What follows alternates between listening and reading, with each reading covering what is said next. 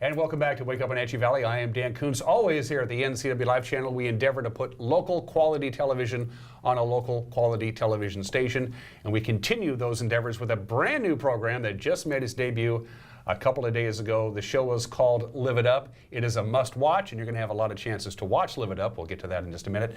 And here are the hosts of this very program. To my far, far left, please welcome Fletcher Ellingson and his lovely wife, Dr. Amy Ellingson, the hosts of Live It Up. Welcome to the program. Hey, good morning. Hi, Dan. It's good to see you. You're a first-timer, so little something about yourselves. Amy, ladies go first. A little background. Tell me a little bit about yourself, Amy. All right. Well, I work at the Lakeshore Clinic, and I've been up there for 16 years. I came there straight from medical school. I went to school in Chicago. Well, I went straight from residency, I should say. I went to school in Chicago and then did my training in Billings and in Montana, and then I've been in Chelan for 16 years. General practitioner? Yeah, I'm a family doctor. Okay. I did obstetrics until a few years ago, but we work at the hospital and work at the clinic and take care of lots of patients. Something you've always wanted to do? Was that being a physician's seed planted pretty early in your brain? Yeah, I was pretty set on doing that in high school, and then I just stayed on that path. Yeah. How did you end up meeting this guy? We met in Chelan. Yeah, Okay. He was living there and I was living there. So. Okay, that's yeah. good. Fletcher, a little something about yourself. Sure. I had a less traditional route. I went to college, dropped out of arts college, did some traveling, went back to college, and actually I was going to go into the seminary. I got my BA in biblical studies, so I was going to go into the seminary. But I had a love of magic, like close-up magic, stage magic, and got an opportunity to pursue that, which I did, and still love that to this day. It's one of my passions. But along the lines, started a number of businesses and got into personal development and really psychology, and that really intrigued me, and so that's what I'm doing now. And that is basically the genesis of Live It Up as a show. You're more of the physical aspect, and you're more of maybe the metaphysical aspect. I'm spitballing here. Is that about right? Yeah, the mental, the psychological. Yeah, we help people shift their thinking to get the results that they want in life. How did the show come to be? How did you end up on the NCW Live channel? Whose idea was this? Well, it's pretty interesting actually, because it started when we did an interview with you on our Diabetes Smackdown. Amy and I put together a seminar called Diabetes Smackdown, the ultimate solution for people who are dealing with type 2 diabetes. And we did an interview here, and after that interview I thought, I'd like to have a show where we talk about things that are really relative to our lives, but we don't talk very much about them in our lives. And so I contacted you, and after I ran it by Amy, and she said, yeah, that sounds like a good idea. Called you, and you put me in touch with other people on your team, and here we are today. So it's me. Yes. If the show is fantastic, it's because of me. It's because in your line of work, do you see a lot of type 2 diabetes? I know there's an epidemic going on. Is that something you're dealing with on a regular basis? Yeah, definitely it is. And what's interesting when I'm on the show, and people, even my friends, talk about this, is that once I get started on a topic, I'm so used to educating people all day. It's just what I do about whatever medical condition it may be. Once you get me started, I just have this, knowledge base that comes out. And so the show for me is an opportunity to get some of that out there. And I'm the type of physician, the way I practice, where I really want to empower the patient to take care of themselves, because we can really only do so much with medicine and so much with what I say in the office visit. And so the more knowledge people have, that's going to be helpful. And then with Fletcher, it's nice synergy where he can help people see what's maybe stopping them from taking care of themselves as well as they should be or could. And then with the knowledge, those two together, we really hope that people can experience their own greatness, their own power, and really have a lot of vitality and wellness is really what my commitment is. You're a powerful team. I got to tell you that much. When you sit down with somebody, Amy, as a physician, say, you have some warning signs here that I'm concerned about, be it blood pressure or your diet or whatever, and you can arrest this, but just got to start now. Yeah. When you leave my office, don't go to a local fast food joint and get a giant Diet Pepsi and a cheeseburger. Right. Are they taking to you when you give them some pretty sobering news that they're going down the wrong path? It's funny because I do that a lot, and Sometimes it sticks, sometimes it doesn't. But I definitely have had people come back like a year later or 6 months later and say, whoa, you really gave it to me last time. And I'm not necessarily someone who really gives it to someone, so that makes me laugh in and of itself. But they felt scared and they really heard what I said, and they made massive changes. I've definitely had people reverse their diabetes, come off medication. I love taking people off medication. It's one of my favorite things to do, where people have made enough changes in their lives where they can come off diabetes medication or high blood pressure medication. And there's plenty of people that don't, that they're just kind of coasting in the comfort zone, and that's totally fine. I don't ever get upset with them. Mm-hmm. But a lot of people really do take it to heart, and because what happens with illness is a lot of times you don't feel bad at all until all the complications are now present. And then you can't take it back. And I don't want that for them. Nobody likes coming to the doctor's office all the time, or having procedures, or being in the hospital, or not feeling good, taking thousands of dollars worth of medication. And no, that doesn't make anyone happy. And that's what I end up seeing happening. So I really try to let them know, like, gosh, let's try to do this now so you're not going to be one of those people. Are we an over-medicated society as a whole? There's a pill for everything, so take it? Well, I definitely think that we don't necessarily, I don't feel like most Americans see, I don't know how if they feel like they're in charge of their own health all the time. I do feel like they maybe look to the healthcare industry, look to supplements, look to experts, which is not necessarily a bad thing, but there's so many cultures where they just do it themselves. They will take it upon themselves to have that lifestyle or look at their traditions. So I do think, I don't know if we're over-medicated, but we definitely look to medicine as maybe an easy way out. Fletcher, who do you emulate in your line of work? Who do you want to be like, I guess? Oh gosh, I have so many people who have inspired me over the years. Zig Ziglar is an oldie but a goodie. I mean, I love his stuff. Wayne Dyer, fantastic stuff. I got some of his books, and of course Tony Robbins. I mean, years ago I was down in Sedona, Arizona on a business trip, and I was pretty down and out. I started this business. I was flying to these places, really trying to make it happen. Had a lot of debt in my life, had a lot of uncertainty, a lot of unhappiness. And I remember that night, I'll never forget, I was in this tiny little hotel in Sedona, Arizona, flipping through channels, just like, what am I doing? What am I gonna do with my life? How am I gonna really get things back on track? And I remember seeing Anthony Robbins' infomercial, and there was something he said, and they just got me. And I left my hotel room, got in my rental car, drove to Flagstaff, about 45 minutes away, to a bookstore, picked up a copy of his book, read it from front to back on the plane, and my life has never been the same.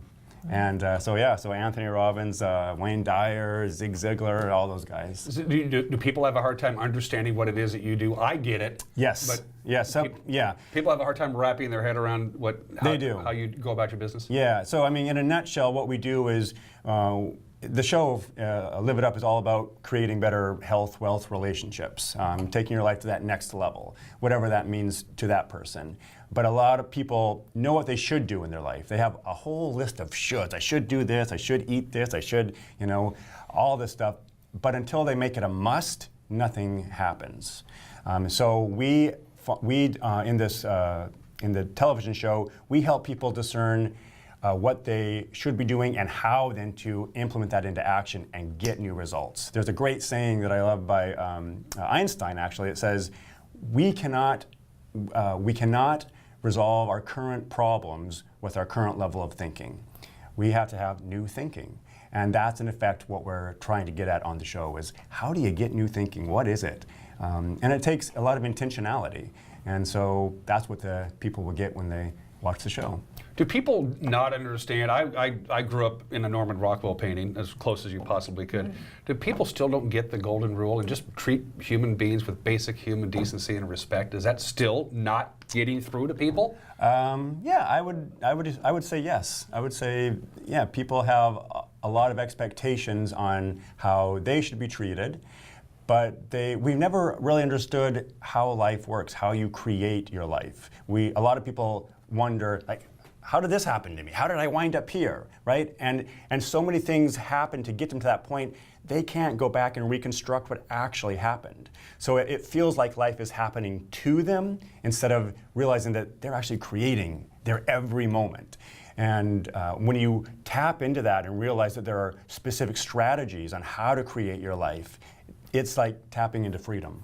Does fatalism play a role in all this, or certain parts of your life it's just fated to happen regardless of how you go about living? That's an interesting conversation. I know it's deep. Whoa. Yeah, You know, I mean, I think about it every once in a while. I think about, gee, if my dad hadn't gone bowling one day in Walla Walla in 1945, he wouldn't have met my mom. I wouldn't be here. That kind of, you know. Yeah. Well, I will say this: we have programs that run every part of our life, and we're not aware of those programs largely. And those programs do affect our actions every single day, and so we wind up at the bowling alley because of some part of our program, right? Mm-hmm. And so we're running on autopilot most of the time. When we can tweak those programs, delete some of those programs, and reprogram our mind with stuff that we want, that will get results that we want, again, it changes the trajectory of your life. You brought a clip with you. We're going to show this clip in just a couple of minutes. I got one more question to ask you because Yes. it just popped into my head. Should people keep a journal? I think that is one of the most wonderful things you can do for a multitude of reasons. One, it gets the stuff out of crazy town, which is up here. It gets it out of crazy town and into the real world, so you can really kind of go through it and understand what you're thinking. You can get that and get some clarity, and you can also start goal setting and look at, hey, am I on track, am I off track? But one of the other great things is that, so I've journaled for years and years. I've got a whole stack of journals over the years. Someday, this is going to be a wonderful gift to my children. Mm-hmm. When I'm not here anymore, they'll be able to go back through these journals and say, whoa, this is what my dad was struggling with. Whoa, here's what were some really cool wins. Here's what he was thinking about. My stepdad just got about 3 decades worth of journals from that were his mother's. Wow. Yeah, she wrote a paragraph every single day, and what a gift to leave to your children. We have a clip from Live It Up. Preview what folks, we got about 2 minutes we're going to show from the show. What are folks about to see? What do we got? Yeah, this is Amy and I. We are talking about the importance of hydration, which is a common topic in our whole household. So she's got a wealth of information on that, and she's explaining why hydration is so important. It's pretty much just meant to be for him. The whole purpose of that hydration show. Here's a clip from Live It Up. How much water do we need to stay hydrated? Yeah, I know that you disagree with me on this daily, pretty much. But so just to put it in perspective, about 60% of an adult's weight is in water. So if you weigh 150 pounds, that's 90 pounds of water. Wow. 90 pounds of water is 11 gallons. Whoa. And so you need a lot of water during the day to maintain everything that your body wants to do. And I just want to say one kind of caveat that if you have kidney issues, liver issues, heart issues, then you may need to limit your fluid intake. So please check with your doctor to make sure that this number that I'm going to say would be right for you.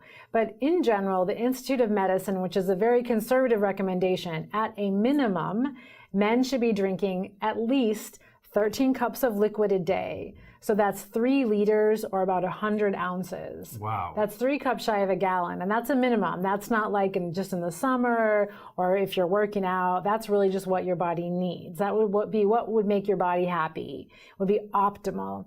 So and then just shy of a gallon of water. for men, it'd be just 3 cups shy of a gallon. Mm-hmm. So again, that would be 100 ounces, 3 liters, 13 cups. So you can measure that out and know if you're getting enough. And for a woman, that would be about 9 cups, 72 ounces, or 2.2 liters. And that's, again, the minimum. And you may feel better a little bit more. Maybe you feel a little better with a little bit less, but that's really the recommendation. Do you have regular segments on your show? Like every week, you always have something, what we call in this business a benchmark, or is every show a little bit different? I mean, so far every show's a little bit different. There's some where Fletcher is going to be doing some interviews on people who, it's called Being a Blessing, people who are a blessing in our area. And then I'm going to be there on most shows, not all of them. This show is not as easy for me to generate working full time, so I won't always be on there. But trying to really give people information about their health so they can be empowered. And then like I said earlier, having them work with Fletcher, so people can get into action, maybe break through those areas that are stopping them so they can feel as good as they really could. We're almost out of time. I'll start with you, Fletcher, then Yeah. we'll wrap it up with him. What do you want people who watch this show to get away from? What do you want people to take from this show? What I want people to understand is that you can create a life that is absolutely fulfilling. There are specific ways to live and to think that will get you the results you want. And we also take questions. You can email them to me at fletcher@fletcherellingson.com, and we will address those questions on or off the air. So anything's possible, Dan. Anything you want is possible. Same question for you, Amy. Yeah, what I'd like to say every show is that I really want everyone to know that wellness is available to you. It's available to everybody, and that is my commitment to help people really create wellness in their lives, and whatever that means for them. But I want them to feel vitality and wellness for the rest of their lives. Good stuff. Live it up. Mondays at 8 and 3, Wednesdays at 9, Thursdays at, just look it up. it's on a lot. Go to our website at ncwlife.com, and you can also watch, I believe, some shows on demand as they air on television. Then we move them over to our website, and you can check it out. Cool. So how many shows we got in the can so far? We're filming number 8 today. Cool. All right. Yeah. Welcome to the world of television. Thank you. It's not as hard as it looks, is it? It's fun. Secrets between us two. All right. You're watching Wake Up in Wenatchee Valley. Don't go anywhere. We'll be right back.